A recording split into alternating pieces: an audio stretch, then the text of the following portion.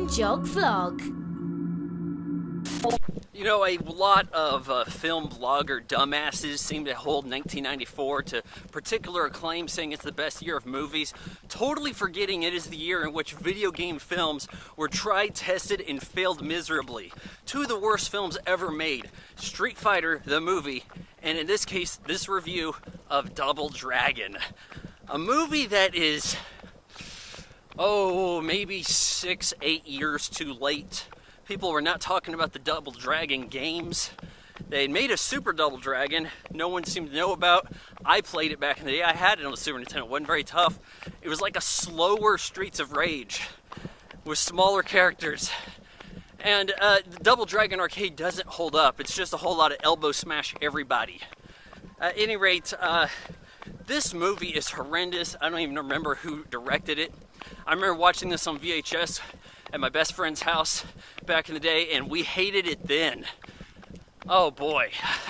So we're set in a film that does too much. Oh, it's a chaotic future. There's been some earthquakes, merged Los Angeles. This is something that gets brought up in many movies.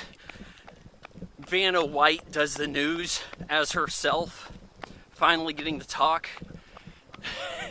Although, yeah. At any rate, is there people coming that way? Jimmy and Billy, I think Jimmy is Mark Dacascos, Billy is Scott Wolf.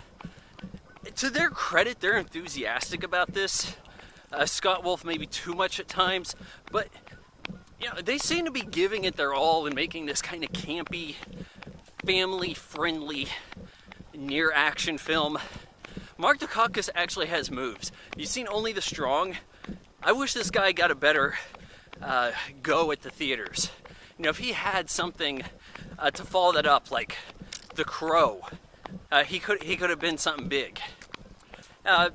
This movie is just plain awful. Nothing about the mythology makes any sense. Robert Patrick chews scenery to an extent I don't think you have ever seen. Maybe surpassed only by M. Bison's Raul Julia, right? In the Street Fighter film that year. You never had this medallion Double Dragon thing in the game. It was as simple as girlfriend gets punched and kidnapped, you go rescue her, and at the end of the game, you had to beat up your brother that played co-op with you. A little bit of a twist. That sort of thing doesn't happen in the movie. Instead, there's a medallion that has some powers, mutants, gangs are running everywhere, and it has those 1994 special effects that you come to not much care about, right? But yeah, they really try to do too much here. I think it could have been simplified as an 80s action film, just a very linear beat 'em up style action flick. They didn't have that kind of foresight with these kind of properties back in the day. I mean, hell, this probably was set in the future all like this because Super Mario Brothers had that kind of Blade Runner-esque production to it, even though it crashed.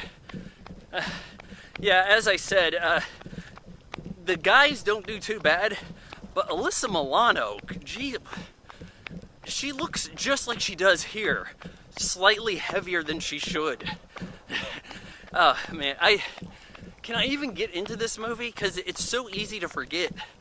The boys work together.